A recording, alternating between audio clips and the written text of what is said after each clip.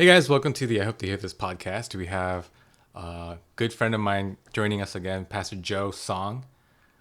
Just because you're not actively former pastor, but just because you're not a pastor right now, does that mean your title gets removed? ex-pastor.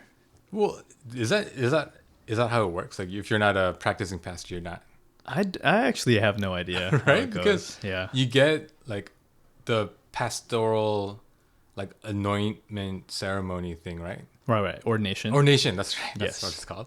Yeah, so it's like they can't remove that title from you, right? Well, I mean, I guess whatever ordaining body, did it. I guess they could remove it, and then you won't be ordained by that denomination or whatever. I mean, but yeah, I mean, pastor is kind of like I guess it's. I mean, so there's that official title, but I feel like it's also kind of like it's relational, right? Like to some people, it's like this is my pastor, right? Like, like youth pastors are not ordained, but like, people consider them pastors. Yeah. So I guess it's just semantics. Yeah, interesting. Yeah, because you still embody a lot of the characteristics of a pastor. So do you get offended when people call you pastor? Or No. Is it like weird? I think it'd be a silly thing to be offended. Like, don't call me that. Yeah, I mean, some people. There was a youth pastor that I had a long time ago. Yeah, what's his name? No, Um, I'm just kidding. Let's talk about him. He was my pastor, and then he left our church, and then I saw him again later, and I was like, "Oh, hey, Pastor blank," Yeah. and he was like, "Oh, I'm not a pastor anymore. Don't call me that." Oh, well, yeah. Yeah. I mean, maybe some people that like to distance themselves from that title, because it is, people do treat you differently when they're like, "Oh, this is pastor," or whatever. Yeah, So yeah. Well, thank you for coming. We've been hanging out. don't call me pastor. We've been hanging out a lot recently. Most notably, you've been getting me to wake up at like 5:30 in the morning. It seems like it's a theme with things I do to make you do. Yeah, always something that I don't want to do. But we've been spending a lot of time, just like, I don't even know what to call it. It's not quite discipleship. It's not quite accountability. On my calendar, it's called Morning Men. Morning man. That's what it's on my calendar. I call it a Starbucks with J&J because it's you and Chujin. Right. The three of us. Who was on your podcast Yeah. last, right? Yeah. So actually, that's I'm glad you're here in this sequence, this order, because on that podcast, you haven't heard it yet because I haven't released it, but Oh, I've heard it. oh yeah? Yeah. Did you hack into my computer? Yeah, I did. Is that what the troopers That's have right. taught you to do? I've climbed through the window and listened to all this stuff on your hard drive. Oh wow! So, but we talk a lot about you, and it's because you were formerly his pastor, Right. and he talked about kind of a really transformational time in his life. Do you remember any of it? I don't remember a lot of things. I have a really bad memory. Like I have a very bad long term and short term. I just have a bad memory. Like I'll forget people, but I mean, so it depends on what it is, but there's lots of times where people are like, "Oh, like, do you remember saying this to me? It, like, changed my life or whatever." And I'll be like, "I have no idea who you are." Or no, like I have no idea, no recollection of that moment or that thing that I said. I like to, I have a bad memory, but I also like to attribute a lot of that to, like, especially if it's something that impacted someone really deeply, that it was really, I don't know, I'd like to say that was probably the Holy Spirit leading me to say certain things. And maybe God doesn't let me remember some of these things so that I won't hold on to it, and be like, "Oh, look at all these things that I've done," because I literally don't remember. So it can't I can't boast about it because I don't even recall it. So Wow. No, that's good. But Chujin, because he was telling me about how when he first was at your church, I believe it was Bethany. yeah. Right. And he was self-admittedly arrogant because he like came out of an Ivy League school. Cornell. Smart guy. And he was, out on his own starting his career, whereas a lot of people around his age were still living with their parents, whatnot. Right. And he was saying how like he was kind of a big jerk. And then until one day you called him out to dinner at a pizza place and you said to him, "Do you love God? Or are you a Christian or something?" And he was like, "Yeah." And you were like, "Then why don't you act like it?" Yeah. So something like that. Yeah. That's Because that, when I heard that, I was I like, barely knew him. Like looking back, I'm like, man, I don't know. so what prompted you to say that? Is that just your style? I mean, I think people who know me they would be like, oh yeah, that makes sense. So I guess that is kind of how I am, like very blunt. Yeah. I think when I don't know, like if I sense that, like, you know, God is prompting me to say something, like I'll just go out and say it. You know, I like that moment I do remember. So I do think that was a kind of like a God prompted moment, or I mean, I'm pretty blunt in general, but like where he pushes me to be a lot more like, you know, like cutting, especially because I didn't have much of a relationship at the time. Usually I would save that for people I'm a little bit more built a little bit more rapport with. Yeah. But yeah, I don't know. I think for him, I just knew. I mean, I felt like I can sense that he had a relationship with God, but then that's why I think I felt a little safer just being like, bro, like calling him out on it. Be like, you're not acting like, you know, like a Christian right now. Yeah. You know, and I think that really cut him, and I guess it was a pretty pinnacle moment in his life, his faith journey. So yeah, I mean, as someone who knows you, when I heard it, it didn't surprise me, but it did make me think. I can't think of another pastor who would be as blunt. You know, because it's like a very unique style to who lacks so much tact. No. But that's something I think I admire about you, because you do kind of just say things truthfully. So when I hear you say something that might be like complimentary toward me, like I think I can say, oh, I'm confident that you actually think that, you know, because otherwise you would either not mention it, or you would tell me the truth, which is I don't think that, like, you know, I don't think that's great, or, you know, right. So it's the level of integrity it takes to be viewed like that, I think, is pretty high. So yeah, I think it takes practice too, you know, because I think like we often say things that are not true, or that we don't really mean, but we say it because it's either polite or culturally expected, you know. And I feel like I had to like intentionally try to make decisions to, you know, to kind of cut that out of my vocabulary, right? For example, like when I don't know if okay, maybe you can cut this out. But like, you know, when someone has a new baby, right? And you feel obligated when you go and they're, you know, and you're obligated to be like, oh, like, you're beautiful, or like, oh, what a cute baby, right? But sometimes, you know, like it's not. It sometimes just looks like a baby. Like not all newborns. Some newborns aren't. Most newborns don't look super cute. No, right? They look 100%. You know, and so I won't say like, oh, they're so cute, because to me, if I don't feel that way, I'll just, you know. I think I got this from someone else. Like they just state facts about. They're like, oh, it's a baby. Oh, 2 eyes. That's a baby, all right. Oh, it's a boy. You know, just factual statements that are true. You know? Yeah. No, I totally agree with you there. Even my own kids, when they were like fresh out of the womb, they kind of look like aliens. They don't look that. Yeah. It's not until. I mean, even as a father, sometimes you can still see. You know. Yeah. Still see what? That they're ugly. Yeah, they're not the best looking sometimes. You know, like I think Ezra was not as cute as an infant. You know, and I was like, oh, he looks a little weird. Well, you know, I mean, he looks okay now. He looks good now. That might be because Elizabeth was so cute. Yes, my first was very adorable. Yeah, she was like really plump, really cute. Right. She peaked when she was 2. No, but it blows my mind how big she is now. Yeah, I think there was a period where I didn't see her kids, like during COVID. And then like when I like suddenly started going over to your house again, I was like, when did you get so tall? And like, when did you get so coherent in your speech? Yeah. We just lost all of the non-parents on your podcast. They all immediately shut off. All right. Bring it back. Reel it back in. All right. So the other thing I wanted to talk to you about was during COVID, kind of the tail end of it, you had a substantial life change that happened. Yes. In your career. Yes. I wanted to just dig a little deeper into that. Okay. Just to kind of like, because I don't think pastors who decided to make a change in their life during COVID, I don't think that's a unique situation to you. Like, I feel like a lot of pastors, even in our circles, have like made changes. Yeah. So is there something that happened But before we get into the whys, can we talk about the what happened, like what you're doing now? Okay. Well, I am currently a Georgia State Trooper, and those are basically, highway cops, right?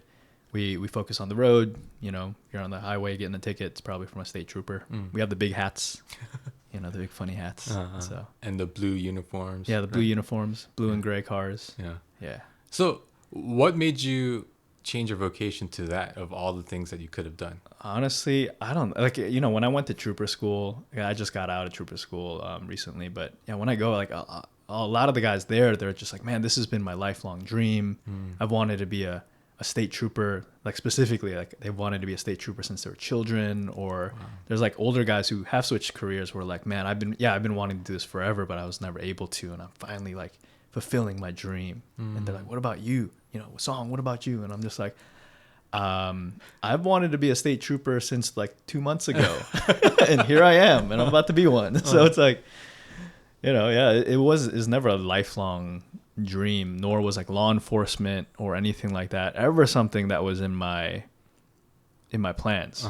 If honestly, like if you told me a year and a half ago, like my year and a half ago self, like I'm a state trooper, or 2 years ago self, I would not have believed you, because I definitely don't think this is where I saw myself like 2 years ago. I'd have been like, what are you talking about? That is insane. Yeah. So yeah, it's a pretty crazy change in my life's trajectory. Yeah. Yeah. And so there was literally just woke up one day and said, I'll try being a state trooper. Yeah, it was kind of like, it was just really, because so a little bit of background. I've been a pastor full time for about 12 years in ministry, and there's the only job that I've ever done in my life. I mean, besides little side jobs here, like being a barista or photographer, but those are side gigs, like, right? My main profession, my entire adult life, has been ministry, and it's been my goal since I was about 15. And apparently before that, because like my mom told me that there was like a picture that she saved from when I was like a first grader or second grader.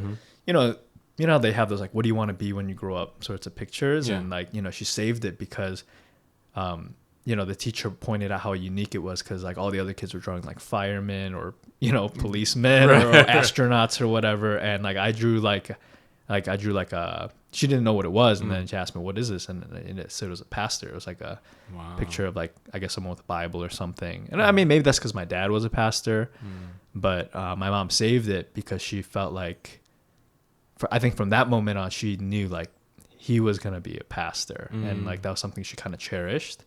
And then when I got, I felt like I got that ministry call when I was 15. And that's all I wanted. My entire, like everything in my life was like, this is all I want to do. And I had no other desire to do anything else. And so, yeah, that's why it's so strange to me now that I'm doing something different. Yeah. So what made you then, being that it was kind of like you were talking about how the troopers, it was like their lifelong dream to be a trooper. For you, your actual lifelong dream was to be a pastor, which you had achieved. Yeah. So like, what like made you leave that? Like, honestly, like, so obviously it was a journey, but I think during COVID, and I think what you said was like a lot of people either changed professions or moved around in terms of ministry.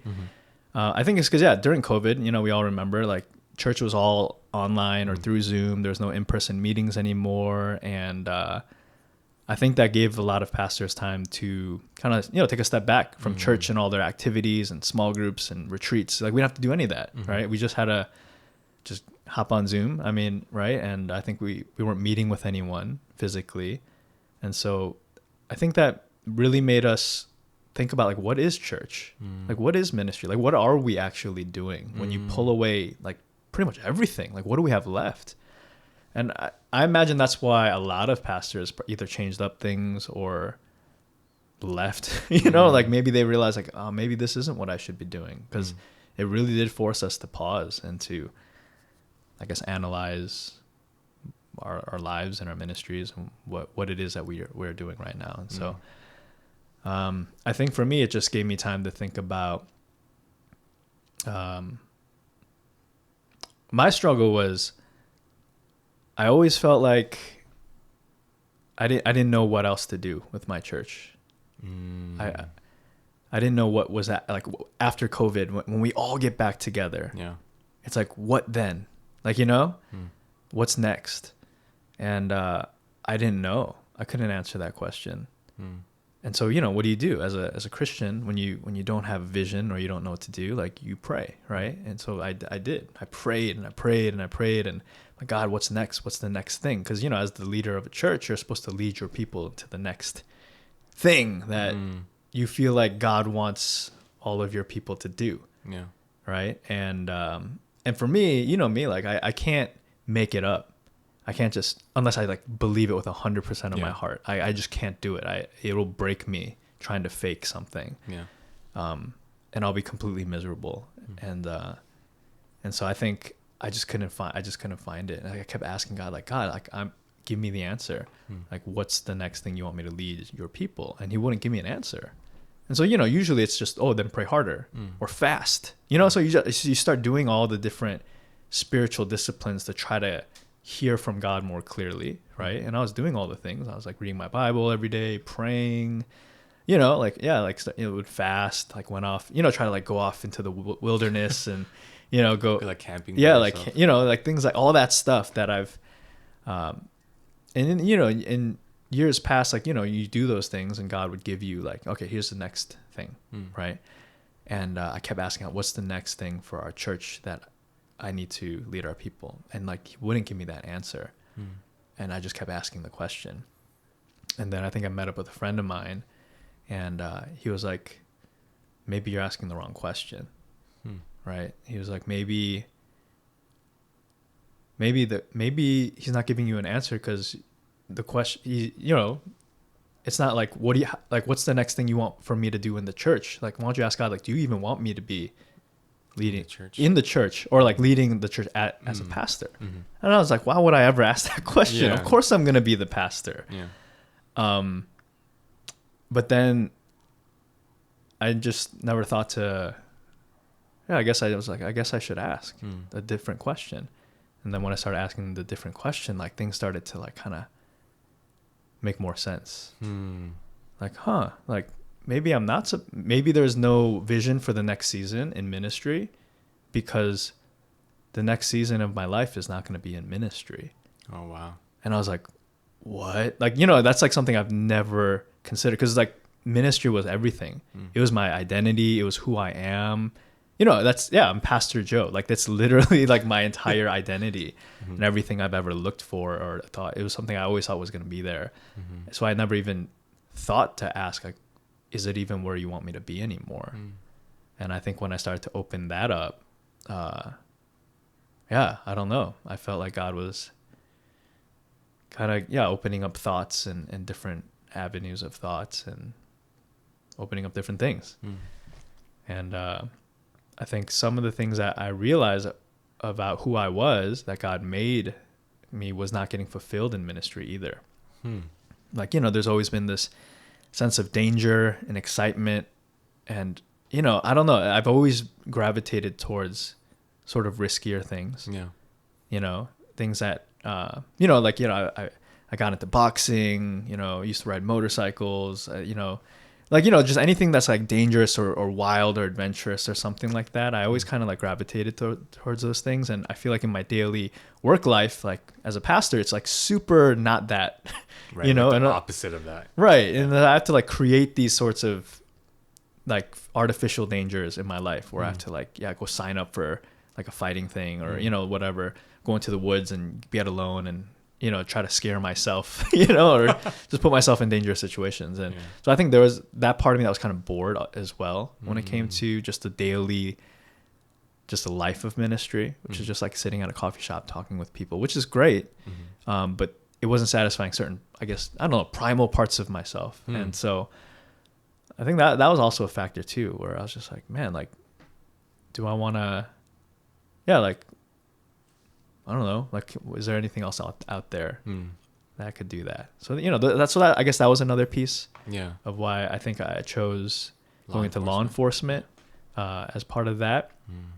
And then, and then finally, like, I think another piece was like, one of the things I preached, and, if you were in my church, you would know that I'm always preaching about bringing the gospel into your workplace, right? Like, like living it, like among where the people are, not just in the church, but out there. But my whole life has been spent working in the church.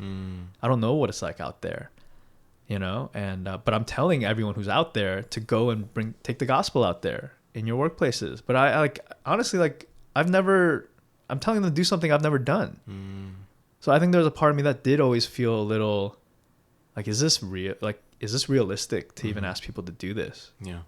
When I've never actually done it. Like, for me, sharing the gospel in my workplace is really easy because it's literally my job. It's easy to share the gospel at church because that's what's expected. Yeah. But yeah, when I'm like, yeah, go out there among your coworkers, just live out the gospel. Like, what does that mean in the real world? Right? And like, I'm like, man, like, I've been preaching about this for all this time. Like, I have to go do it, And so for me, I think I had to try, and to even see, like, do people out there even want the gospel? I've been told that they do. I've been told people need this, but I've never really taken that step to really go out there to be like, do people out there who are not at church already seeking this, like, do they want it? Do they need it? And that's, I'm still figuring that out because I'm still trying to get out there. Wow. I guess. So your kind of criteria of finding something outside of ministry that brings about a sense of danger where you can share the gospel kind of narrowed it down to law enforcement. I guess you could have easily gone into like semi-professional boxing if you wanted to, right? And no, there's no, I enjoy that, but I have no talent for like that. For longtime listeners, if you listen to the first episode I did with Joe, that you kind of get into that about how like you got into boxing and like how you sold your motorcycle to buy your engagement ring. Yeah, that's true. I started try to start a fight club or whatever, like a Christian fight club. Yeah, that's the thing though. Right. So there's that desire for danger or something, and I'm trying to like marry it with ministry, and it was, I don't know. Yeah, I think maybe this is a manifestation of those things, right? So how was that decision received by like your family? So especially like your wife, and like your parents who not well. Because you mentioned your dad is a pastor. Yeah, no, he is. He's actually finishing like maybe 30 something years of ministry. He's finishing out. Okay. He's going to retire at the end of this year. So he's like finished the race. He's done it. So I'm super proud of him. Yeah. For people who haven't lived in ministry, it's so hard. It's really difficult to be faithful like that. Yeah. And to finish well is, usually people finish, but it's because they don't finish well, or something terrible happens or they get burnt out or whatever. But yeah, for him, he finished, and so I'm proud of him. But yeah, so coming from like a family of ministry, so my wife, let's start, you asked my wife first. So Grace, she was shocked when I told her, because it was kind of like one day I was like, hey, I'm thinking about applying for, the state patrol, right? And she's like, what? And I think it took a couple of days where she was like, let me pray and let me ask God about it. And because obviously, it's any wife, it's like, man, it's dangerous. Like, it's a dangerous profession, and this is going to change everything about our lives. But then after a few days for her, like asking the Lord, the answer that she got, the consistent answer that she got from God was to support your husband and trust him. Or maybe it was trust him, as in not me, but trust him, God. Support your husband and then trust me. Right. And so that's what she was like, I don't know if this is the right thing, if this job is the right job for you or not, but I'm just getting the sense from the Lord that I'm just supposed to support you right now. And I'm just going to trust God. And so once she got that answer, she was like, all right, whatever you feel like God is leading you to do, like, yeah, go for it. I'm here. I'm going to Wow. support you. And I was just like, you are the greatest wife that anyone could ask for. Because, you know, like, yeah, so I was really thankful for that. I think it would have been really hard. I couldn't have done it if she wasn't behind me. So that was that. And my prayer to the Lord was like, God, I'm going to go for this thing. And, I guess the biblical image that I had in my mind that kind of came to me at that time was like, you know, when the Israelites were traveling in the wilderness, you know, they're like, they didn't know what was going to happen. They didn't know where they're going, what it was going to look like. And God would lead them with fire, and like, you know, like he was their rear guard and their vanguard, like the Spirit of God with fire and clouds, day or night. He would be leading them, going before them, you know, being behind them.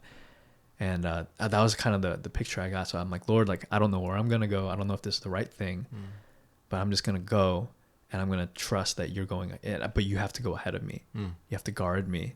And if you're going ahead of me, I know you're going to make a way. You're going to make this happen. You're going to just give me the ability and the opportunities to do what I have to do to become this thing, this state trooper. Because there's still a lot of things against me. Like, physically, I'm a lot older than most guys who go into this profession, right? Most of these are like young 20-year-old something. I'm like 30. I was 36 when I applied. Is it usually like straight out of college still? Yeah, there's a lot. Yeah, mostly it's like younger guys, because you have to, you know, the training's super rigorous, Right. like physically and things like that. So I was like, I don't even know if I can do this as an old man. And and you know, the application process is very selective. Right. I think we had several thousand apply for my class, and I think only 75 got selected in the end. Oh, wow. Yeah. So that's 75 that graduated out of the... No, that's 75 that started trooper Oh, school. wow. And only 41 of us graduated. Wow. So the selection process is pretty, you know, it's Yeah. pretty rigorous in terms of like who they allow and who they select and how many people even get through. So, you know, there's a lot of things where I was just like, God, like, if you want me to be a state trooper, like, yeah, like, I'm just going to give it to you. And you'll enable me to, you know, be selected and have the strength and, you know, the ability to get past all the tests, you know, of trooper school to get here. I remember when you were in that process, you were taking like the personality assessment test or something like that. I remember psych evaluation. there was something that you knew what the answer they wanted was, but you were like, I'm not going to say that because I don't believe that. Do you remember what that was?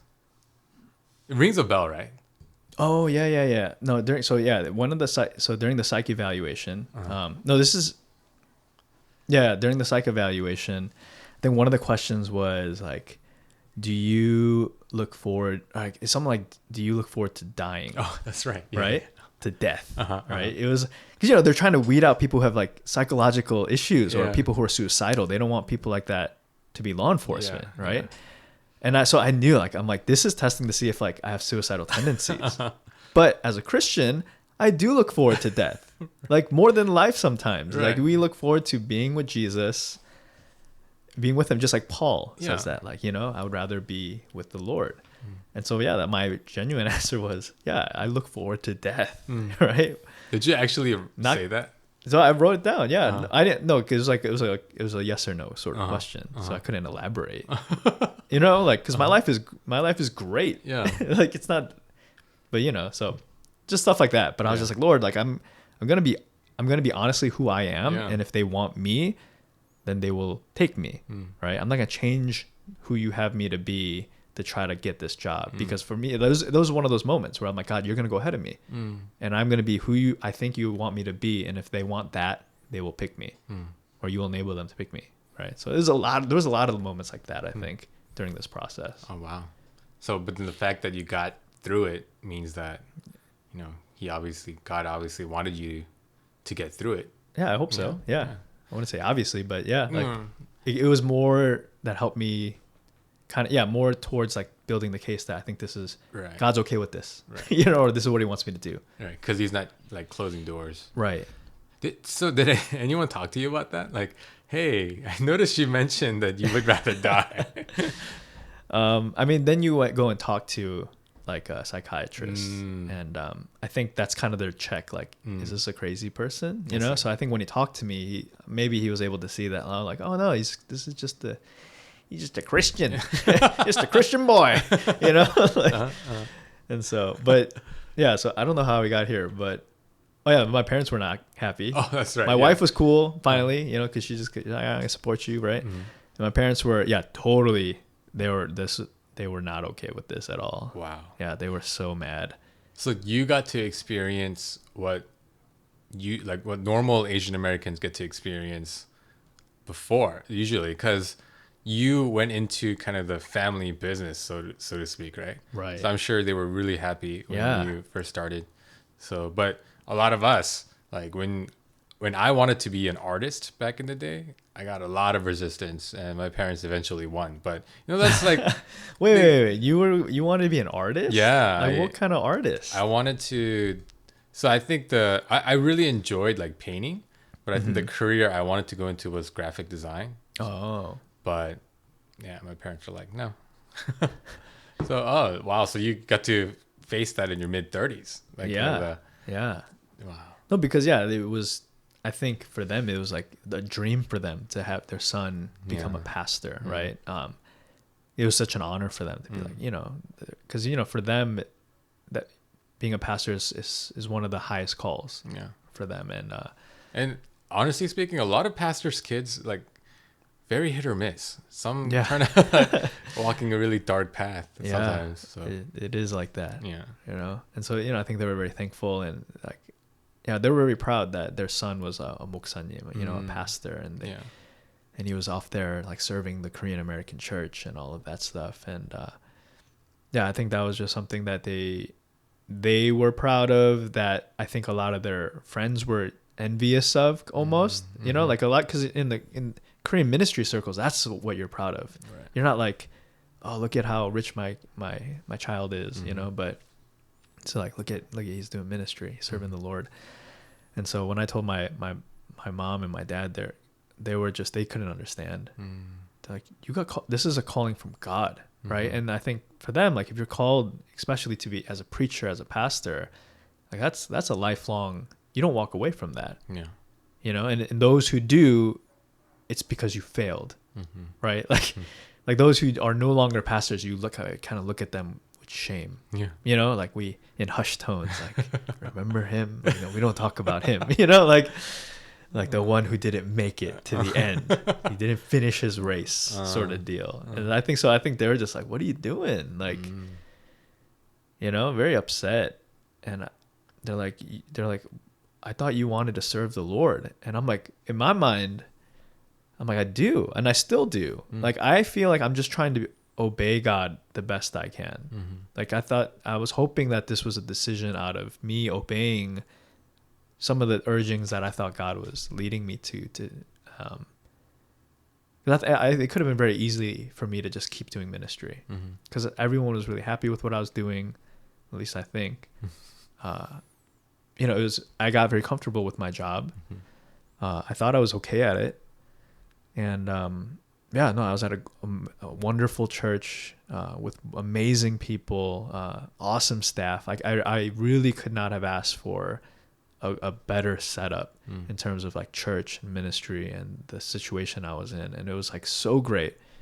And like people who ask because usually people leave ministry because of the opposite, right? They leave because it's hard, or they're burning out, or they have church is bad, or the congregation like is giving them trouble, or something like that, or something really bad happened, like sexual sin, or something like some sort of moral failing happened. And it wasn't that for me at all. Everything was awesome. Like I really thought I could live out the rest of my days serving this community, and they've been so good to me.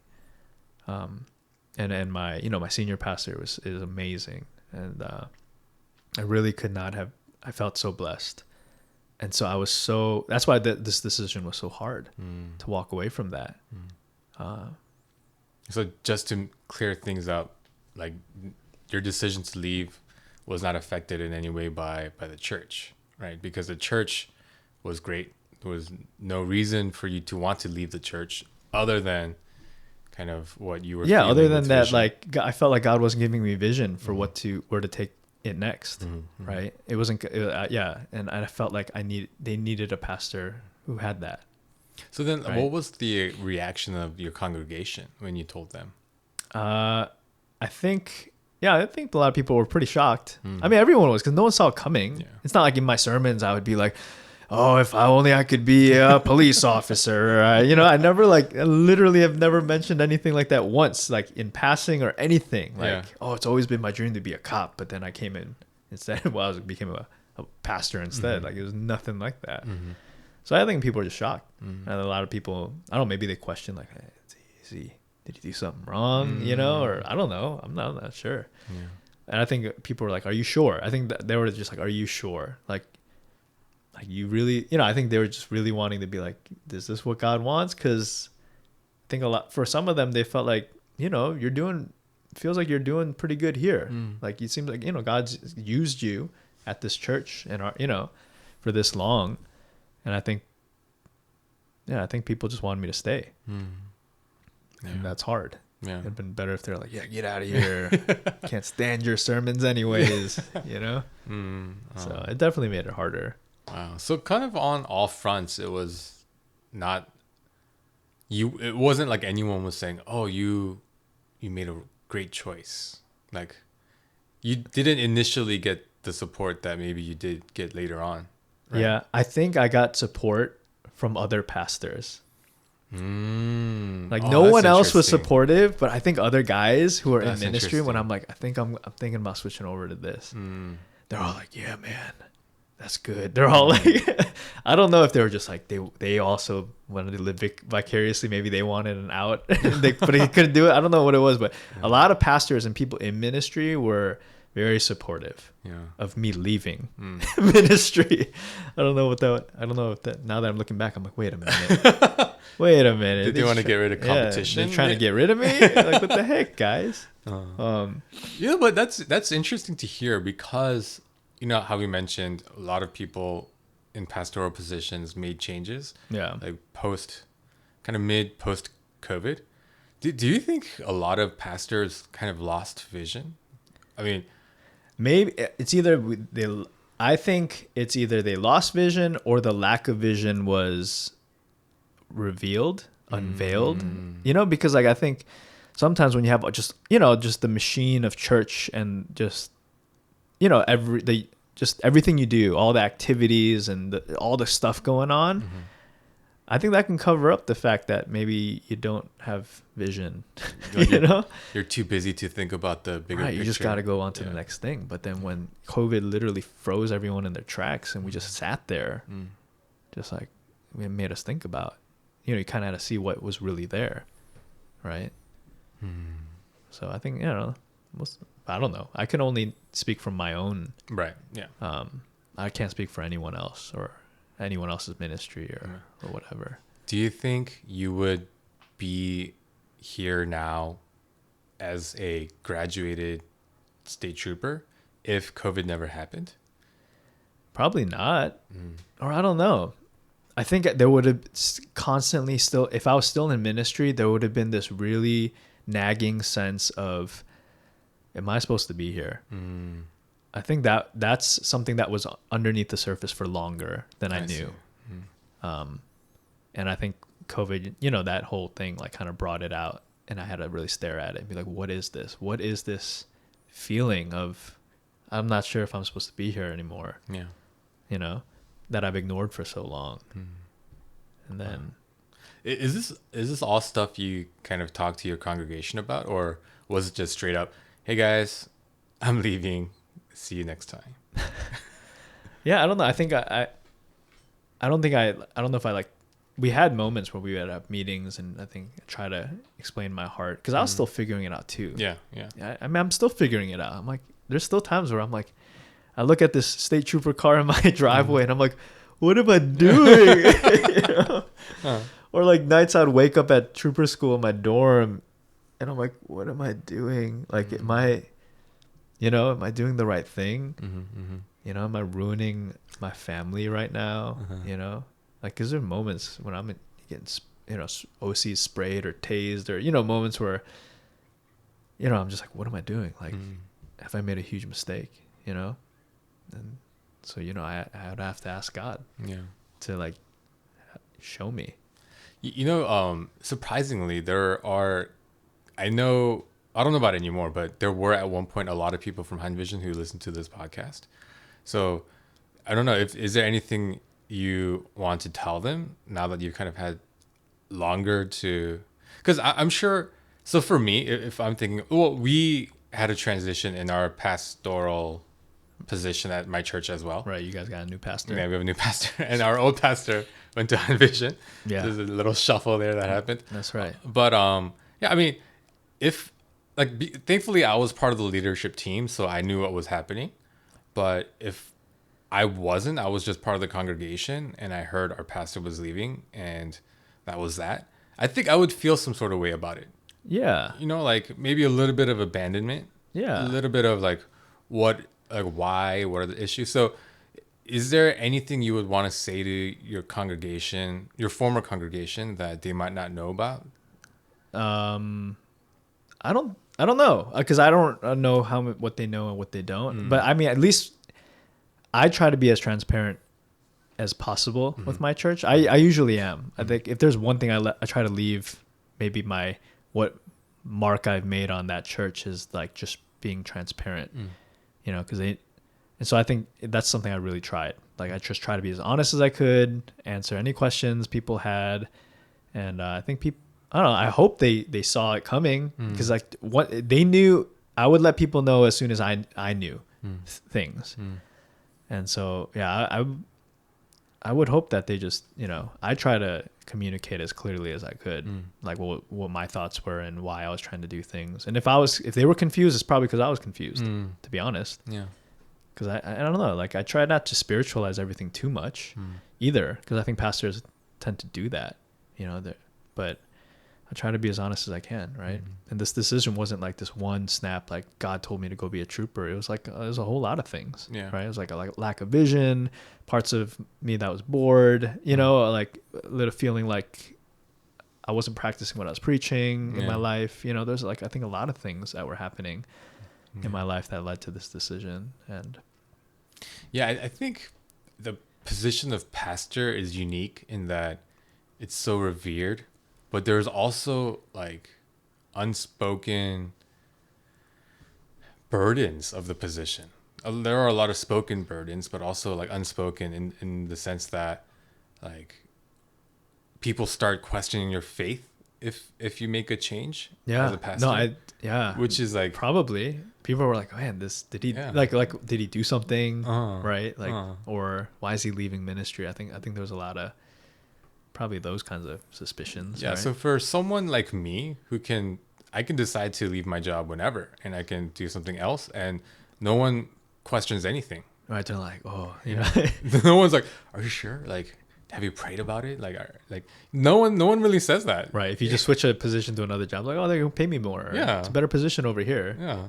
It's funny. Like even with like when we have our like talks with, and like, was thinking about like, getting a new job in another company, like certain things like that. And it wasn't like we were sitting there saying, all right, let's hold hands and like, let's like pray about this, make sure that you're not making a mistake. It was more so like, oh, have you actually prayed about it? Okay, then what did God say? Like, like it was a very like, whatever happens, it happens. It wasn't, there isn't really usually like resistance against someone saying, I'm going to make a career change. So I do think that it is kind of unfair for pastors because they don't have that luxury. Like, it's almost like you're locked in. Like once you are a pastor, yes, there's like no easy way to exit from that. So have you felt that kind of pressure? Oh yeah, for sure. But it's the nature of the job, because even just becoming a pastor, it's not just like you fill out a job application and you get in, right? There's this whole communal, they lift you up into this position. There's this ordination, and there's this recognition of, you know what I'm saying? Like, because you're like a certain position in people's lives spiritually. So yeah, it's not just another job. Yeah, it's a unique occupation, right? It's not just, I'm not to say other jobs aren't important, but I think that there's a uniqueness to the job of clergy. Yeah. Right. We occupy a unique space in people's lives, and therefore, and we mean something different to people. Right. You don't feel that towards your, I don't know, towards an accountant. Yeah. Right. There's not like the spiritual, relational, sort of like, what I mean, pastors are there when your family members die. They're there when your children are born. They're baptizing, you or your children or things like that. They're there when you're getting married, when you're making the most, important promises of your life. Like, and all these things, I think, so I think they tie that to, that person. Yeah. And when that person leaves or switches, it's, I don't think it's easy. Yeah. Right. And I don't think it's easy for that person to just also leave that either. Right. Because those relational ties really, build your life. Yeah. Right. Yeah. I think knowing that, I'm hoping that if there were any people in your congregation who felt any sort of negative feelings, that they would have sympathy, kind of for the position that you were in. You really were stuck between a rock and a hard place, because leaving your job as a pastor, I'm sure it wasn't easy, but staying also wasn't easy for you in that season. So yeah, anybody from HunVision listening, please have sympathy in that regard. Yeah. Right. Yeah. If you felt abandoned, you were. Yeah. No, and it's okay. Yeah. I think if they felt like hurt or sad, it's probably because the things the time that we shared in that way, it meant something. You know what I mean? Yeah. If they didn't feel anything, then I think that would be sad. Yeah. Right? Yeah. They felt nothing about, we'll get into that guy. But the other guy is great, so Yeah. Shout outs to Pastor John. Yeah, they got an upgrade, I think. No, I think I will say this. You guys are unique. I don't know that I would compare you to. You guys have such different styles. He is tall, I'm sure. No, but you're like, even preaching styles. I think I've only really heard you preach like one or two times. But even then I can tell like very different preaching styles. Even the way that you guys do relationships is very different. So no, they're getting something new and something different. But John is gifted in all the ways I think I was lacking, or the ways that I was a little less gifted in terms of a pastor. I think so. I think that's really. I think it was a really good. I think it was a God thing, to be honest.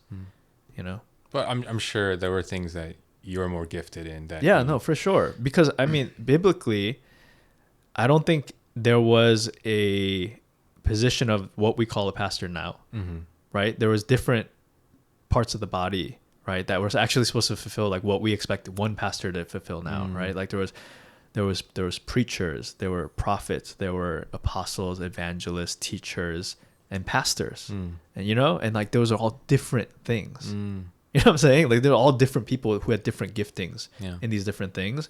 And I think nowadays we all kind of lump it together and expect one guy to be all of those things. And we call that the pastor of the church, who needs to be the evangelist, the apostle, the prophet who hears from God, the preacher and the teacher, and the one who pastors you relationally and are there for you, right? And counsels you and all these things. And that's really, I don't even know if I've met anyone who can do all those things well, right? And so I think we're just, I think I was more of a preacher, and then I think that's where one of my strengths. I think John is like a pastor, like if anyone like he's like the way he loves and pastors over people, and the way he's there for you when you're having times of crisis and things like that. Like I can't do those things as well as he can, and I always felt really guilty towards my church because I couldn't do those things, so. Wow, man, that's because honestly, it's funny, like I thought we were gonna talk more about like the trooper school, like the cop stuff, and we're ending up talking about pastor stuff. So like, if anyone expected, I'm sorry for whoever's listening, because they're probably like, oh my gosh, I don't want to talk about pastor stuff. This is boring. No, but I think it's boring. I think it's interesting because it's things that we're usually not privy to. Yeah. In terms of like the things that pastors go to, the hard decisions that they have to make, and like just even like how you guys pray through things. Like as a person who's just a member of a church, we usually just see the end result. The pastor comes up and says, "Hey guys, I've been praying about this. I think we should do this." So like all the things that kind of come before that, and all the like trials and tribulations you go through in that process, it's not something we hear that often about. And this whole, I'm so fascinated by what happened during COVID to people in ministry, because it's, again, the sample size isn't that big, but the percentage of the sample size is so large that I'm convinced that it's not a coincidence that so many pastors like made a change at the same time. So like I'm trying to see, like, how you were saying that maybe it's like God just revealing certain things in the quiet and slowness of COVID ministry, right? During that season. So yeah, maybe that's it. I don't know, but I'm just trying to find out more about it. It was for me, for yeah, sure. Yeah. So I think, I mean, maybe for every pastor it was something different. Like, but I want to know if, like, it makes me think that God was working in these pastors, used like the COVID downtime to really work in these pastors to like do something. But like I want to be aware of it, because I feel like maybe he's like getting something ready for something else to happen, or I don't know, maybe he's like reshuffling things just to spice things up. Like, who knows, right? So I don't know what God's doing. Yeah, I'm just here for the ride. yeah, but I just think it's very interesting and I hope I'm here for it, whatever he's doing. Yeah. But like I can't think of another time where something like this happened to have caused so many like changes in our community, right? Yeah. I mean, COVID by itself is huge, but yeah, that and everything else. Yeah. So yeah, the trooper school. How was trooper school? Well, I'm not so sucked, man. Yeah, I'm not so interested in that, because I think everyone knows that boot camp for like law enforcement must be terrible, physically grueling. Right. And I think I did talk to a different law enforcement friend of mine who was on here, who chose to be anonymous. Okay. Yeah, and he did talk a little bit about how miserable he was. I remember that you say secret law enforcement friend that wants to be anonymous. It makes it sound like you were talking to Batman. Oh, maybe it's like a man who fights crime. But no, he was definitely a trooper. He wouldn't take off his mask. Because I remember at the time when I talked to him, he was just saying, "You guys run all the time." Did you mask his voice on the podcast? No. Oh, okay. He has a pretty unique voice, so people who know him know, but he just didn't want his name attached to it. Yeah. So I mean, yeah, is it as physically grueling as we all expected to? Yeah, no, I mean, we had a bunch of pre-military guys who were in our class, and I asked them, I was just like, what was harder, your military training or this? And they're like, this was significantly harder. Wow. Which I was surprised. Yeah. And a lot of military guys dropped out. Wow. Like I think the only like Marines and the National Guards were the only guys left. All the other branches, pre-military guys all dropped out. So I don't know what that says about them. All the other ones, but the Marines and those guys stuck around. So I mean, like, did it ever make you like question your decision while you were going through this? I think so. I mean, because it was really hard. I think being away from your family is really hard, because usually you're single and you're not married. A lot of unmarried guys are there, so but for the married people with their kids, you're just away. You're doing this, and your wife and they have to hold it down. I think that was probably at least for me, the hardest part, being away from the family. Physically, obviously it's hard. It's just a bunch of, you're working out. We carry these 45-pound sandbags everywhere we go, just in case they want to smoke us, which is their term for when we get punished.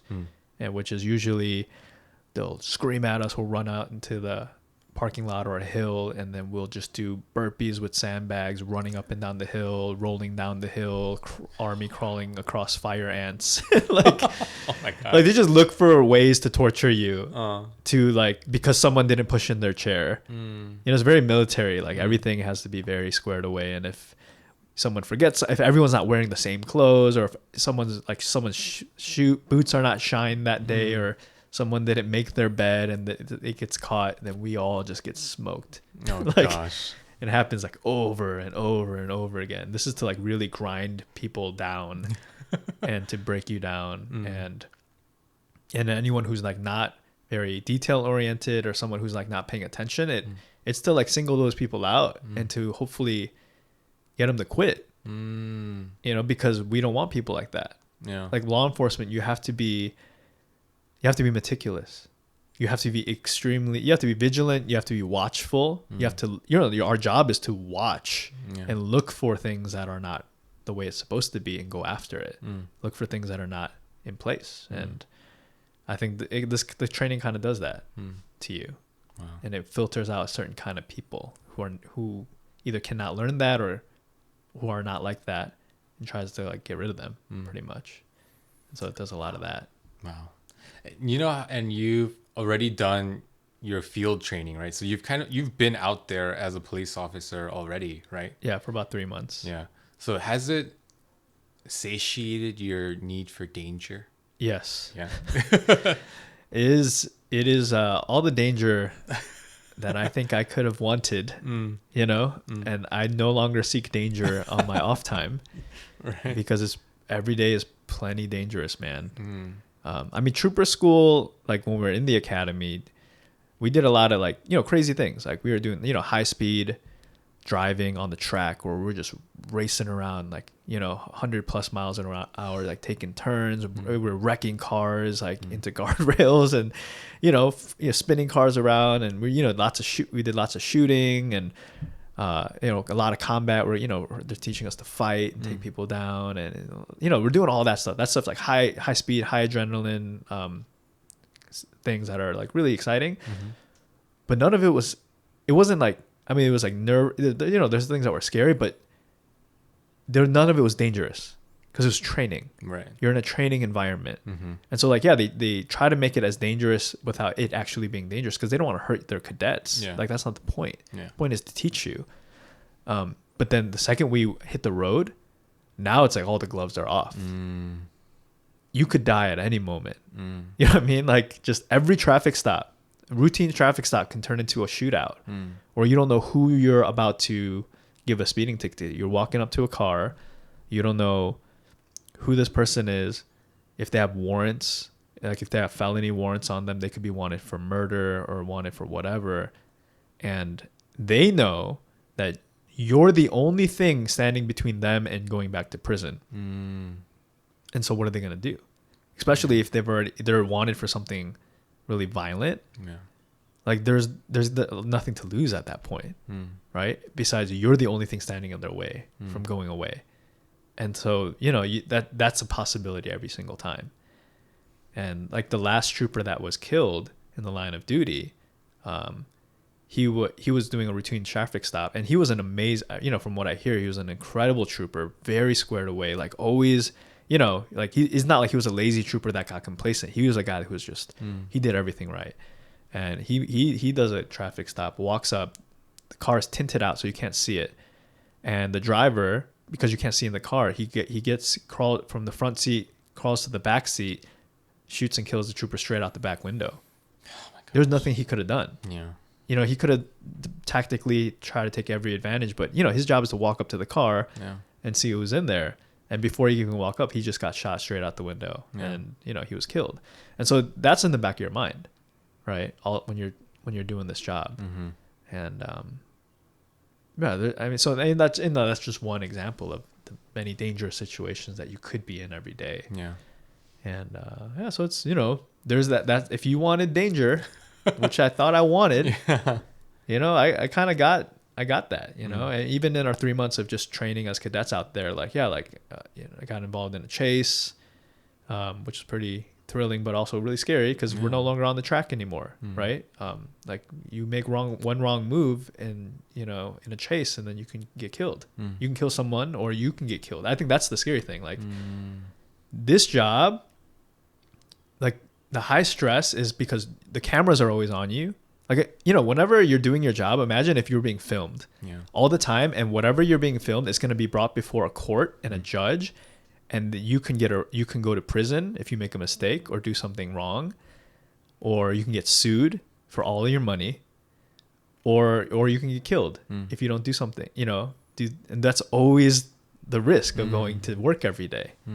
Right? I mean, there's very few professions where I think like when you make a mistake at work, like the consequences are that big, right? Like, I mean, if you're a doctor, you make a mistake, someone can die. Yeah. But you won't die. Yeah. You know what I'm saying? Unless you make a huge mistake. Right. Unless you make a huge mistake. I don't know how you would die when you're, you know, the doctor, but like in this profession, like, yeah, those things are always hanging over you. Right. Yeah. And it's it's pretty intense. Yeah. I don't know if it's something that even trooper school can prepare you for. It's like you get out there and then you realize, like, can I handle this or not? You know? Yeah. I personally, I don't think I would ever be able to handle something like that. Like, I would go out of my mind with anxiety every time I went to work. Yeah. Yeah. It's a lot, I think.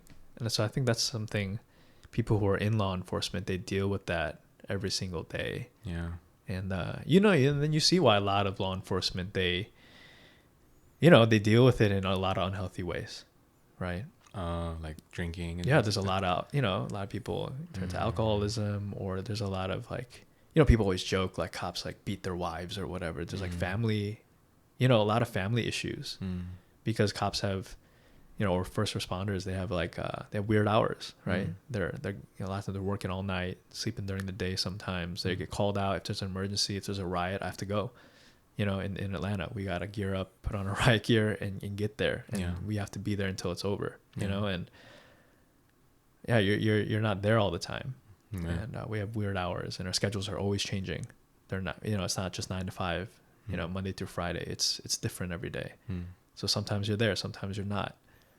And we don't even get paid that much, you know? And it's like, you don't get paid that much.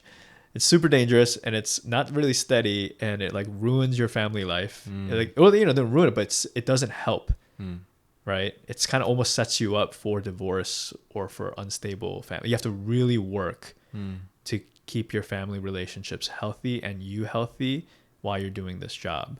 And there's not much help, you know? Wow. Yeah.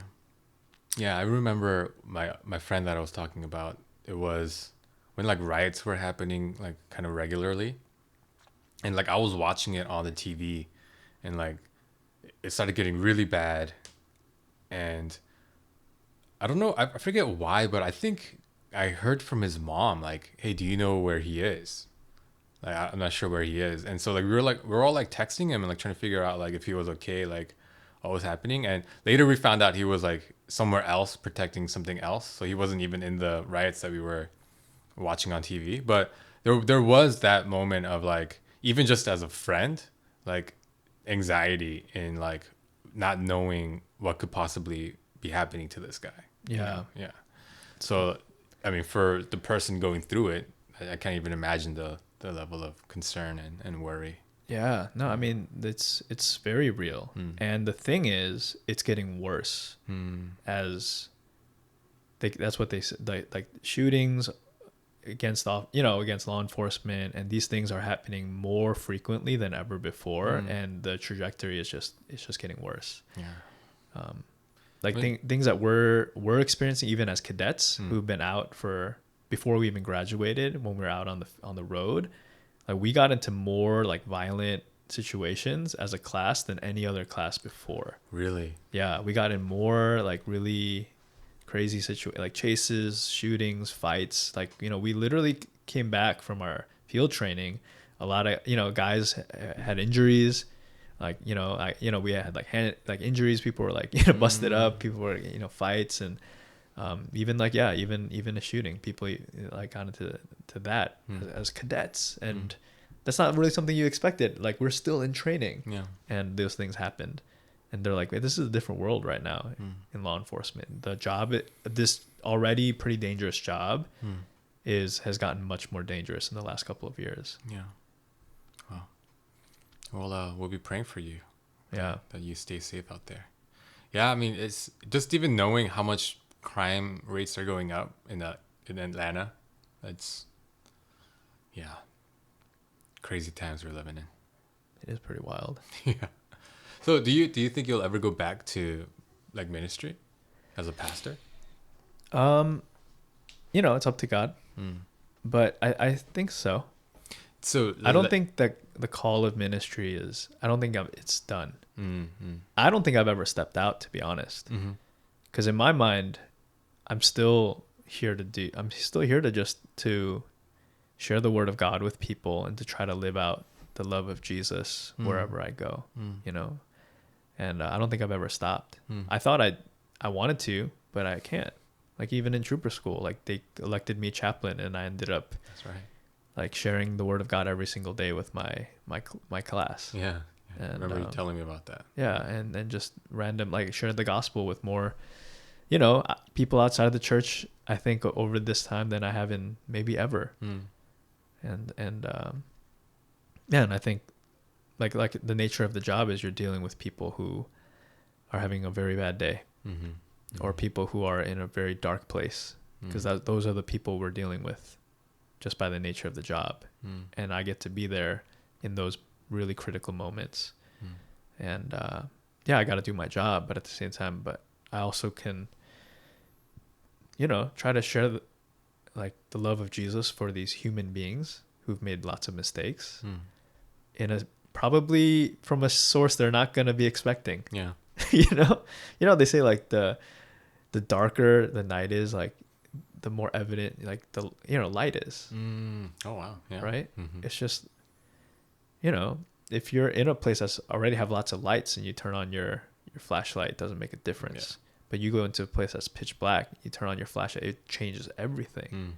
And I'm hoping that me trying my best to hold on to my faith and to live it out as faithfully as I can in this profession, as long as God has me here, can do something like that. Not just for people that were dealing like violators, but also within, because, like I said, like this is a hard job and it really takes a toll on the people who do it. Yeah. And can't help but to turn to things that are destructive. And, like I want to be like, there's some, I know a guy who can help with that, Yeah. Have you heard of him? And but we'll see. Yeah. I'm still, like I'm not like your friend that you brought on, like who's done it for years. I'm just starting, right? So I might be saying things I have no right to be speaking into right now. No, but yeah, I mean, it's a very drastic change that you've made. But kind of hearing all of this, like your thought process laid out, it kind of like I'm like, oh, okay, it kind of makes sense to me now. So I'm hoping that. I mean, especially for the people at your old church, if they had any questions remaining, that a lot of this would have cleared it up. And I will say I admire your convictions, like your willingness to kind of live out your convictions instead, because it would have been really easy even if you didn't have like the vision. It would have been easy to just continue being pastor at your church. You know how to do it. You know how to do it well. You could have just kept doing it, but you lived up to like the conviction that you felt. So yeah, I want to say that I admire that, and I think it takes a lot of faith to do stuff like that. So well, thanks, man. Yeah. I like being admired. Yeah. You're a very admirable guy. I don't know if you know, Joe, but there's a lot of things you do. On that, last question I want to ask is, do you think you'll start Service Network back up again? I think I literally mention this every time I see you these days. No, you do. But just for context, so Servants Network was a kind of a group that you created, years ago. Yeah. Like 5? It was before your kids were born, so. For sure. Definitely. Do you remember when exactly it was? 2000? That was a long time ago. Yeah, but it was, you kind of had this vision of creating a network of pastors and lay leaders in Atlanta to kind of encourage each other and help each other, do ministry well and to do ministry together, right? And so for up until COVID, actually, even during COVID, we had something like planned to do. I remember because it was supposed to be at our house. It was March, and the next meeting was going to be at our house. We were going to do like burgers and stuff, but that's when COVID happened, so we had to cancel it. But we would just, invite other ministry leaders and, pray for each other and get to know each other and encourage each other, right? So, are you thinking of starting that back up? Yeah, and I think eventually. Yeah, I think once, like I said, like once I get into the rhythm of this job, get a handle on it, I think, I think I'd love to do that again. Because even like one of the demographic changes that happened during COVID is a lot of people from like California and like New York have been coming into Georgia. Yeah. So welcome. Yeah. Welcome everyone. So there are, even my new pastor, he doesn't really know other pastors in Atlanta, in this area, Metro Atlanta area. So like it would be cool for people that thought they were alone in Georgia doing this to be able to come together and meet like-minded people and to encourage one another. Yeah. Well, instead of just me, maybe we can do it together. Yeah. Whatever you need, I will help. Yeah. Because I'm a huge firm believer of the vision of Service Network. I think so too. Yeah. Yeah. Because it's always like, why we're all trying to do church. Yeah. Like, why not, come together and help each other and, like just not be in our separate little pockets, right? Yeah. So, yeah. I mean, it can only help, right? To have relationships with other people. Yeah. And I think God likes it. Yeah. And he likes that kind of stuff. Yeah. Yeah. So I'm going to keep bugging you about that until we finally have something on the calendar.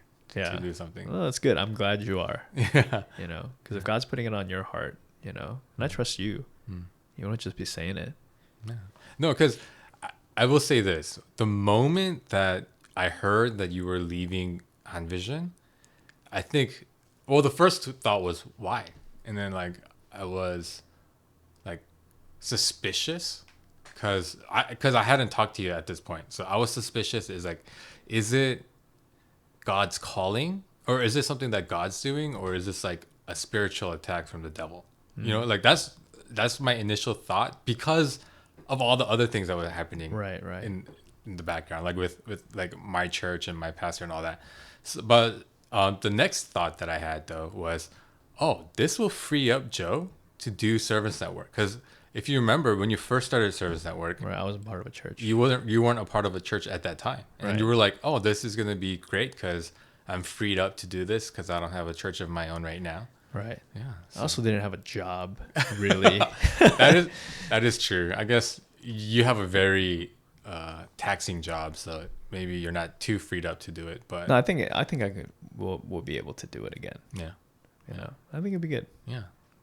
Well, Joe, any last thoughts before we end the podcast episode? No, I mean, as always, it's always good to. It's always, it's always hesitant to come on because like, what do you have to say, right? But then, it's always good. You're good. It's always fun to talk and to hang out. Yeah, I love this. Because we've talked a lot about you leaving church and you starting your journey as a trooper, but I don't think I felt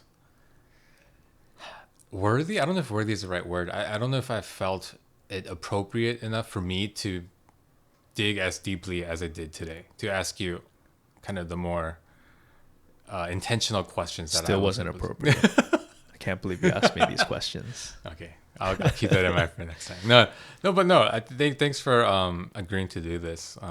Thanks for having me, man. I'm honored to be on your podcast. Yeah. Well, I hope you guys enjoyed as well.